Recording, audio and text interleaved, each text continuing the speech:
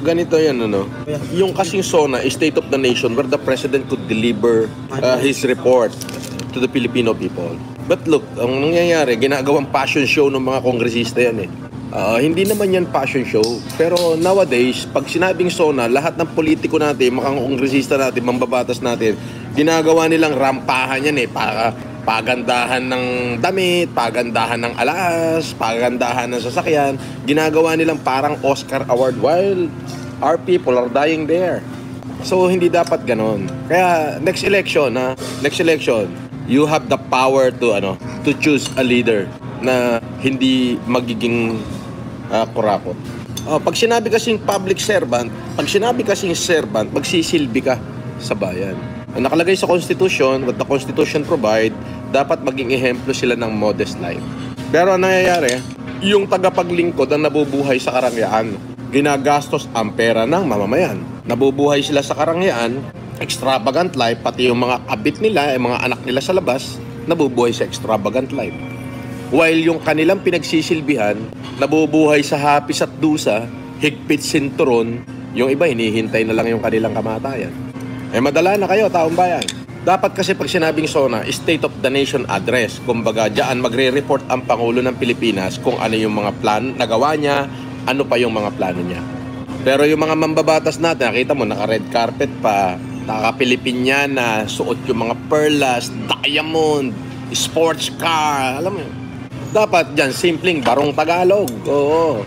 Hindi naman importante yung physical na appearance mo dyan. Hindi congressman ka, kailangan gwapo ka, kailangan. Hindi ganon.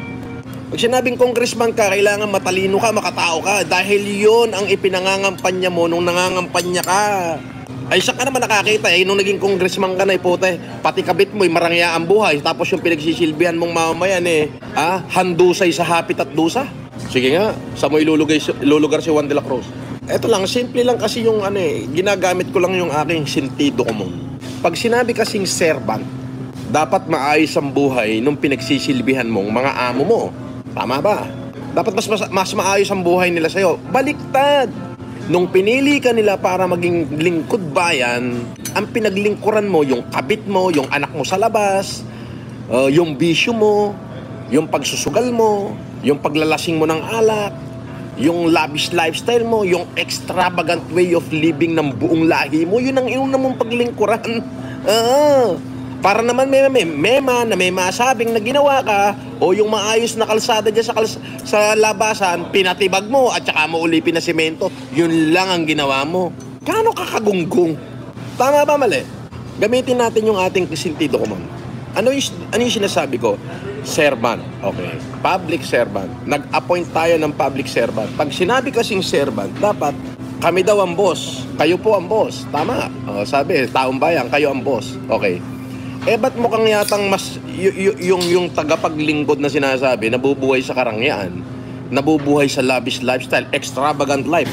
Ang inuna niyang pagsilbihan is yung marangyang buhay ng kanyang kabit, ng kanyang anak sa labas, yung magaganda sasakyan, extravagant na pamumuhay.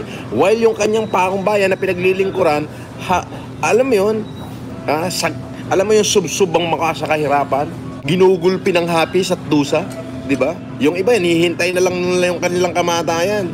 Ang uso mo, mantikado ng steak at barbecue. Yung mahirap na asin ang dinidildil. Minsan wala pa. Minsan wala pang kanin at asin, kundi mais na lang yung kinakain. While nagpapasasa ka sa pera ng bayan according sa sinasabi nyo. Di ba mali? Tama ba yung ganong gawain? O para may masabing may nagawa ka, ang ginawa mo, pinabungkal mo yung kalsada, pinasemento mo ng pagkanipis-nipis, yung tipong madaanan ng kalabaw, giba yung semento, may masabing nagawa ka. Ang galing mo rin, Yun yung aking sinasabi. Yung kanilang paglilingkod bayan ay hindi nila ginawa. Ang pinaglingkuran nila, yung kanilang mga sarili. Marami sa kanila. Pero may mga ilan-ilan akong nakikita na talaga naman naglilingkod. So yun po yun. Ngayon, State of the Nation Address yan ng Pangulo. Ibig sabihin, magre-report siya sa kanyang mga nagawa. At magre-report siya kung ano yung mga plano niyang gawin sa ating bayan. So hintayin na lang natin kung ano magagawa niya. Pero yung mga mambabatas, ginawa kasi nilang passion show yun, yung mga kongresista.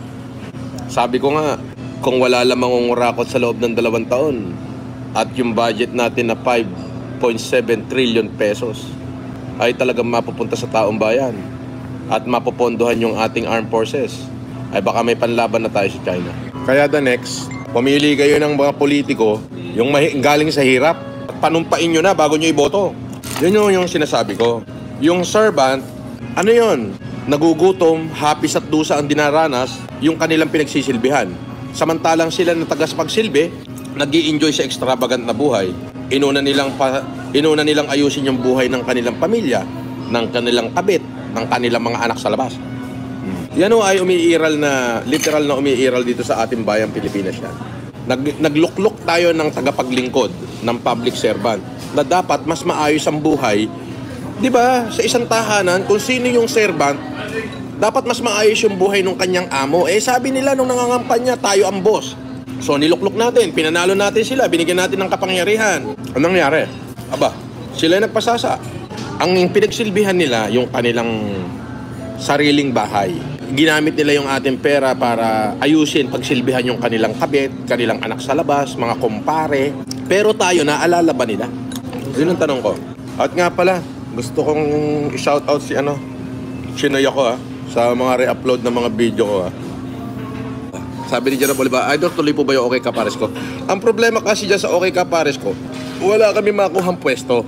At sinabi ko kay Egay, na huwag niyong gagalawin yung pera hanggat walang pwesto. Mahirap na itatayo natin yan sa bangketa. Hindi tayo magsasaksit. So, maghanap kayo ng pwesto talaga na malapit dyan, babayaran naman natin yung pwesto, itutuloy natin. Mahirap itayo sa bangketa yan, lalo na't nag-uulan. Magmumukha tayo sa Sarsuela.